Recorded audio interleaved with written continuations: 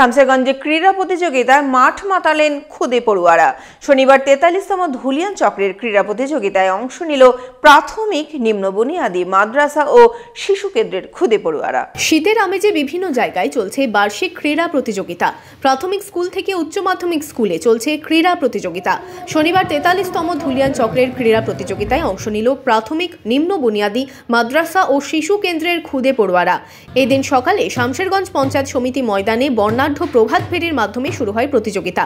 উদ্বোধন করেন শামশেরগঞ্জের বিধায়ক আমিরুল ইসলাম ও ফারাক্কার বিধায়ক মনিরুল ইসলাম সহ বিশিষ্ট জনেরা। শুধু এই চক্র স্তরীয় স্পোর্টস হলো বা অঞ্চল স্তরীয় স্পোর্টস হলো বা জেলা স্তর হলো, এখানেই শেষ না করে, রাজ্য স্তরের স্পোর্টসটাকে শেষ না করে স্কুলে আপনারা নিয়মিতভাবে প্রতি সপ্তাহে, আমি জানি যে একদিন করে খেলাধুলার একটা বিষয় আছে, নিয়মিতভাবে আপনারা তাদেরকে খেলাধুলা করার সুযোগ দেন, আপনারা নিজেরা করান।